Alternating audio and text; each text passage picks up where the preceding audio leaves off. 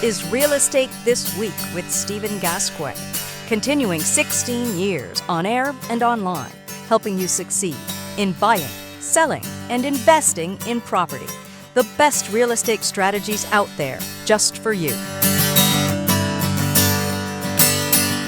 Welcome to Real Estate This Week. Hi again, I'm Stephen Gasquet, and I'm so glad you're here as we look ahead to the fall market of 2025. A shifting market where home buyers have more choices, more opportunities, and more power. And sellers will still do well, but they might not hold all the cards anymore. So, let's find out what you need to know about the upcoming fall market. Joining us now is Rebecca Donatelli with the Ellie Group at Elite Sotheby's International Realty in Pepper Pike, Ohio, in the Cleveland area. Rebecca is the past president of the Lake and Geauga Area Association of Realtors, and she's currently a district vice president for the Ohio Realtors. In 2019, Rebecca was named as a member of NAR's 30 Under 30 class, which recognizes the nation's top young real estate professionals. She's also the author of the best-selling book, Think Bigger. It's Your Time. Step into Leadership. Rebecca, welcome to Real Estate This Week. Hi, excited to be here. I am so glad you're here. So right off the bat, tell me all about the Ellie Group. Yes, I'm so excited. So in the last maybe 2 months, I launched a new team with my business partner Natalie Antonelli. We are the Ellie Group with Sotheby's International Realty here in Cleveland, Ohio. And we're excited. She's been in the industry over 20 years and I'm just over 10. So we work really well together and we've got a lot going on and we're busy here in Cleveland. Wonderful. And your office is located in Pepper Pike, which is so much fun to say. It is, yes. Yeah, so we're with Sotheby's International Realty. Our office is in Pepper Pike, which is on the east side of Cleveland. We service all over west side, east side, but that's where our office currently is, yeah. Excellent. And so how's business in Pepper Pike and the greater Cleveland area? Oh, it's great. It's an interesting time because we've been very used to a specific market over the last couple of years. It's been very much a seller's market, and we're definitely starting to see a bit of a shift. For us, it's been very, very busy. We're fortunate for that, both on the buy and the sell side.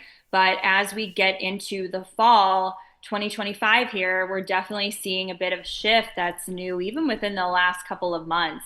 So it's been really, interesting and important to keep our pulse on that because it was kind of like a quick shift, in my opinion, and making sure that we're letting buyers and sellers know what that's looking like getting into the fall market here. I see. We started to see that shift down south and out west, where it was slowly becoming a balanced market, not so much a seller's market anymore. And so it's moving its way north, I see. Is it now balanced or just on the way to balanced? I would say we're probably in the middle.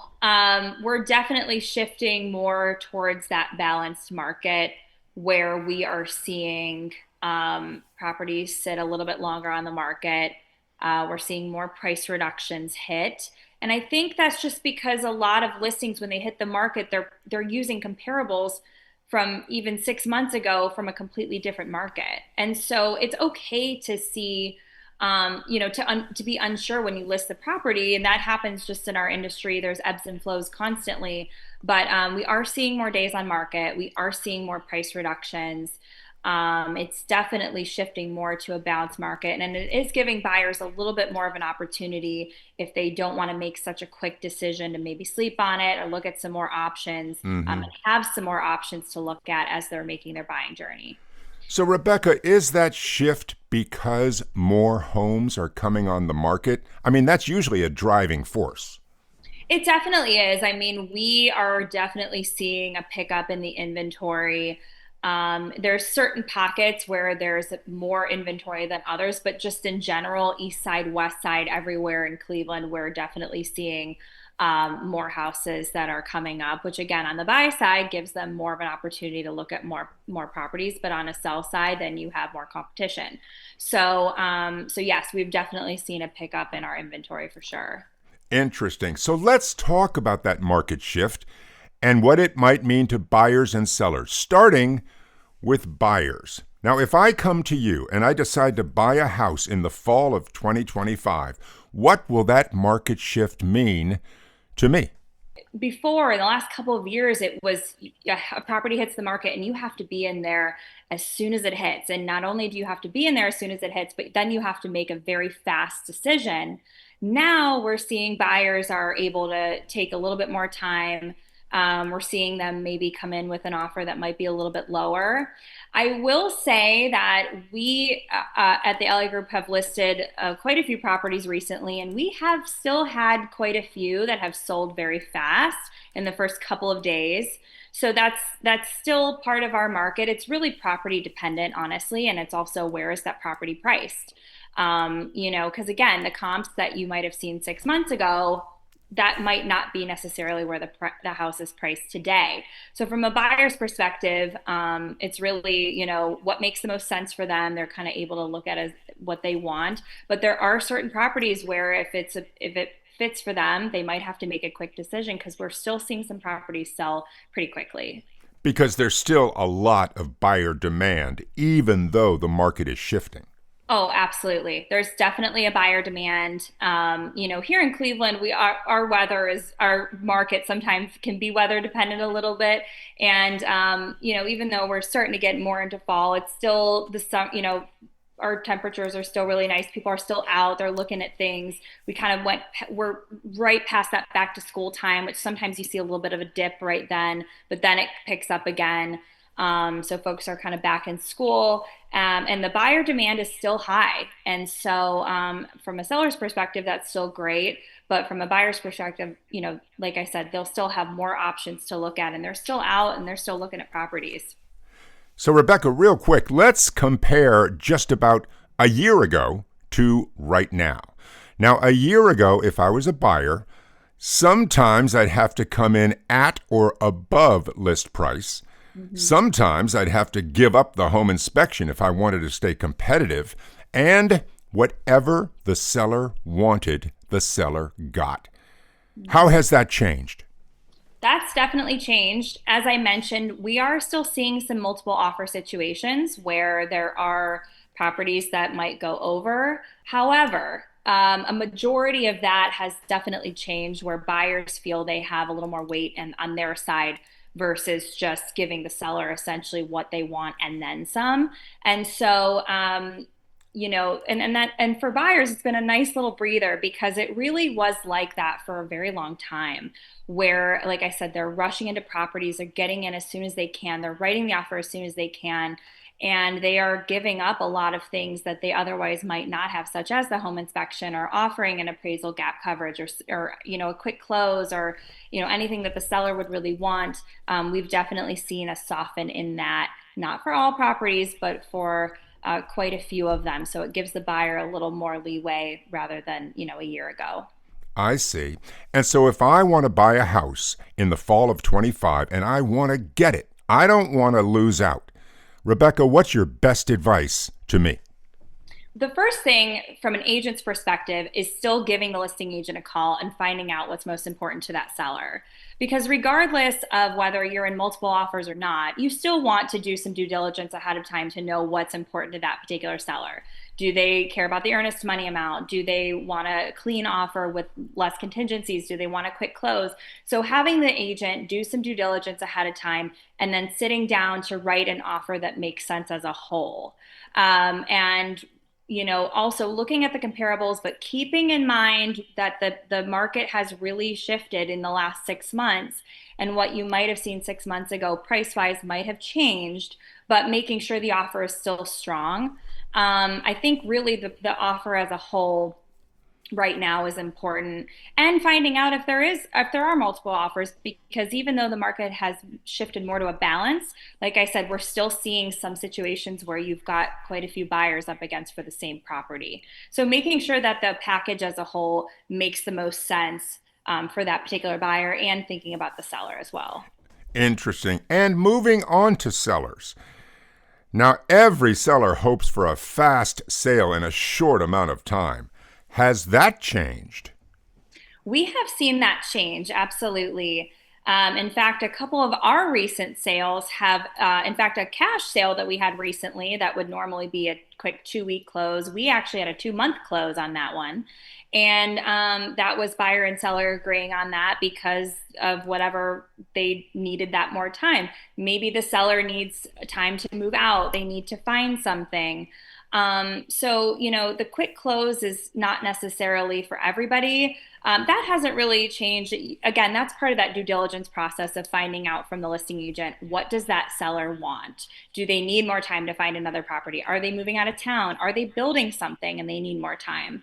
Do they just want that quick close and to get on with it? So making sure that you're doing that ahead of time, because regardless of the market, every seller is always going to have their own timeline of what they want. So just making sure you have an agent that's really doing some homework on it, not just assuming they want a quick close. Because I just wrote an offer this morning for a client, and that particular seller needed a longer close. And had I assumed they wanted a shorter one, it might not have been as appealing of an offer to them. So it really just is seller dependent. Hey, when do you find out about that offer? I'm hoping later today or tomorrow. We'll see. Well, the best of luck. Knowing you, you will get it. Thank you. And again, about sellers now. What about price? Have sellers in the fall of 2025 missed the peak price that they could have gotten a while ago? It's such an interesting thing, because obviously no one has a crystal ball on what the market is going to look like 6 months from now. So it's really hard to say, did you miss out? Because we don't know what the market's going to look like a year from now. We just have to go on what we're seeing currently trending in that particular area at that particular price point. The answer to that question is no, not necessarily. You just have to be very smart about your pricing, because even if you have a seller that wants to price it a little high based on what they saw 6 months ago or they think is a good price, you then risk it sitting. And then if it sits too long, then you could risk getting some really low offers that are lower than what you might have gotten had you priced it a little bit better from the beginning. So no, not necessarily. Just doing that homework of, what does the market look like today? What does it look like yesterday? Looking at the trends in that area, look at the other price points, do some due diligence on the comps. Look at the comps from 6 months ago and a year ago, but making sure you as the agent have your pulse on the market today. Right. And of course, even if they don't get the absolute highest price that they might have at some point, they're going to have so much equity if they've owned that house for a bunch of years. And that is a big factor for every seller. It absolutely is. Yeah, we have those conversations with all of our seller clients. So making sure you're looking at everything when you go to list is critical. And another question about sellers. It wasn't too long ago that they could just put a for sale sign up and bam, the house would sell. Does it need to be in perfect condition now or not? Great question. And we definitely make sure before we put a list of property on the market that we're identifying the items that might need to be addressed, whether it's painting the property, staging a property. Right now, that is something that maybe 6 months ago you might not have needed to consider a year ago. And whether it's staging with furniture you have or bringing in new furniture to kind of set up some of the rooms, getting it ready for market. The seasons change, so maybe doing a power wash or things like that. Every property is different, but yes, those details really do matter, especially when it comes down to the price. Even just a little paint job, even one room or the whole house, it to a buyer when they're looking, that will affect how it's listed and how the buyer is going to come in. And we really make sure we line up our properties so that they're positioned the best way that they can. Some might need more than others. But it is important to identify those things, whatever they are, before you hit market, because yeah, it's definitely shifted. And as I mentioned, buyers have more options now than they did 6 months ago. So, And Rebecca, it sounds as though with the market shift, staging your home professionally might be more important than ever. it really is. And the staging a home, whether it's the whole property, if it's a larger home, or even just the main rooms, the living room, little things in the kitchen, maybe the owner's suite or the primary bedroom. That makes a big difference because it really allows a buyer to visualize what that home could look like for them. Some homes sell better completely empty. I've had some properties that just have showed better with nothing in them at all. But on the flip side, especially with a vacant property, it sometimes allows a buyer to really visualize themselves in that home with a bed in the bedroom and a couch in the living room and, trinkets around the kitchen. So the staging is really important. We've definitely been utilizing staging more frequently, honestly, than we had. And I do think that makes a big difference for a lot of properties. I see. And Rebecca, also another big change. We're slightly more than a year into the new rules about commissions. Has anything really changed? Because most agents I talk to say the seller is still delighted to pay the buyer's share. We're seeing the same thing. And I think a lot of that really comes down to having those conversations with the seller from the get-go. When you sit down with them from day one, you're having that listing appointment, you're having that consultation, you're going through the property, you're pricing the property. We create a net sheet for them that identifies all of the costs associated with the sale and what they're going to pocket at the end of the day. Most sellers are still willing, either they'll set aside a certain amount or they'll say, hey, we're willing to pay a commission, have the buyer's agent included as a term of the offer, and we'll look at everything and determine what makes the most sense financially for us.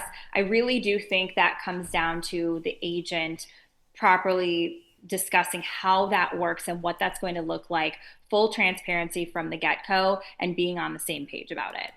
Oh, that's good to know. Very interesting, Rebecca. And so finally, as we wrap up our conversation about the fall market of 2025, tell me, what's the most important advice you could give to a buyer and a seller, beginning with buyers? Most important advice, I would say, and this goes for both, but the most important advice is have someone that you trust representing you to have your back. Because that particular person will look at the trends of the market, what's changed now versus what's happening today, put you in the best place possible, have your back, do that due diligence ahead of time, and really guide you as a buyer to making the right decision.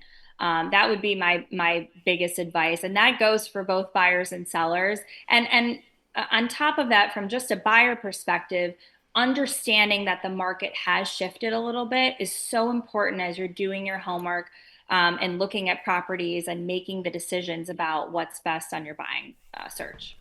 Excellent. And anything specific for sellers? Yeah, with the sellers, it's really the same, understanding that things have changed, including the price, and making sure that with an agent, being very transparent about what the market looks like, because you don't want to list your home with unrealistic expectations because the market has shifted. And I think there's a lot of people that are still struggling a little bit with that, which is okay because, some people don't necessarily see how the market's changed from like 6 months, before to now. So really just having a very realistic understanding of what that market, where they are in that price point looks like. If they need to make adjustments, being willing to make them. And as I mentioned on the buy side, just having someone really trusting that has your back to represent you. Excellent. And now the last two questions, Rebecca. Beginning with buyers. Is this a good time to buy a house? That's such an interesting question because it's the market is always going to be ever changing. What we see today might not be what the market looks like next summer in 26. But the answer is yes. It is a great time to buy. The market has given buyers now an opportunity to spend a little bit more time. They're not making as quick decisions. And again, if they're set up for success from the beginning, they're having that buyer consult with their agent, they know what the market looks like, so they're set up for success in that sale, then yes, definitely a great time to buy. And what about sellers? Is now a good time to sell your house? Great question. And again, I would say the same thing on the selling side. The thing I would really make sure people are cautious about is just having a realistic expectation of what the market looks like. It could be more days on market. It could be a different price than what it might have been before. It's still a great time to sell. Things are still moving somewhat quick. But just having that realistic expectation from the get-go so that they're set up for success on the sell side. Excellent. Well, Rebecca, I really want to thank you for being on the show today and sharing your perspectives, your strategies, and your insights with us as buyers and sellers approach the fall market of 2025. Thank you, Rebecca. Absolutely. Thanks for having me. You're very welcome. Rebecca Donatelli with the Ellie Group at Elite Sotheby's International Realty in Pepper Pike, Ohio, in the Cleveland area. Rebecca is the past president of the Lake and Geauga Area Association of Realtors, and she's currently a district vice president for the Ohio Realtors. In 2019, Rebecca was named as a member of NAR's 30 Under 30 class, which recognizes the nation's top young real estate professionals. She's also the author of the best-selling book, Think Bigger. It's your time. Step into leadership.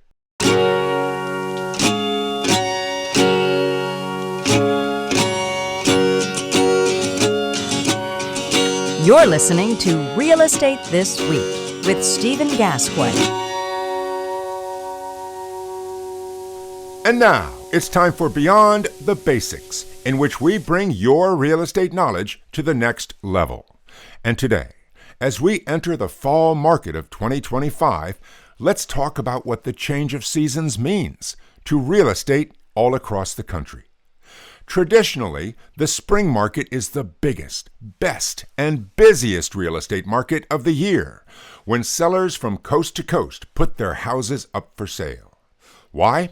Because in many cases, the houses look their best in springtime. The flowers are blooming, the lawn is green, and the deck or the patio are all set up to enjoy the gentle weather that settles in between the winter and the summer. A great time to sell a house, and a great time to go out looking at houses. And traditionally, the spring was followed closely by the summer market, when parents of school-aged children made their moves, so the child could end up the previous year at their old school and start up at their new school at the end of the summer. Again, traditionally, things started to slow down in the fall, but not completely, because some houses for sale were still left over from the spring and summer markets, and some buyers were still trying to land a home of their own before the end of the year. But in the winter, things really used to slow down, and the period between Thanksgiving and around Valentine's Day was very slow. People were just doing other things, and although sales still happened during that period, it was relatively quiet. But, like so many other things, real estate changed during COVID. People were so desperate to get a house, and the competition was so fierce, the seasonal aspect of real estate kind of went away. People bought houses in every season of the year.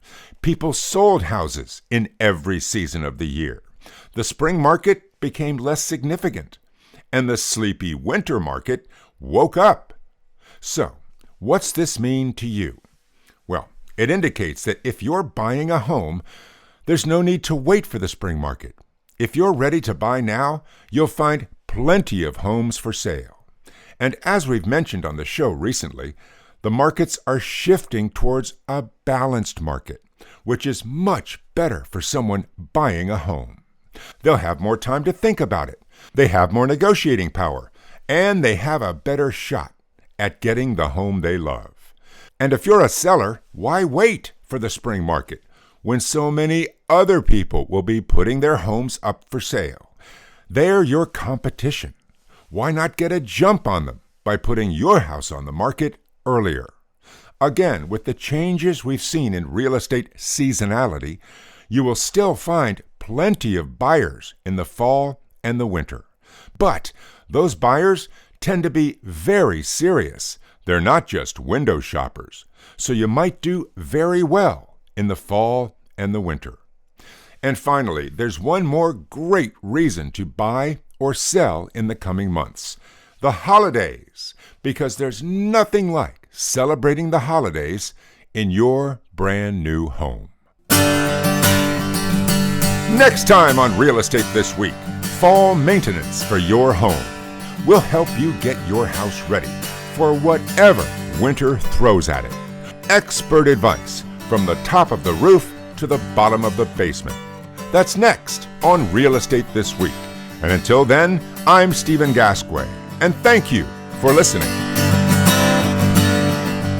A brand new episode of Real Estate This Week with Stephen Gasquet drops every Thursday, everywhere. And you're invited to listen, subscribe, and follow us. Just look for Real Estate This Week with Stephen Gasquet. The best real estate strategies out there, just for you.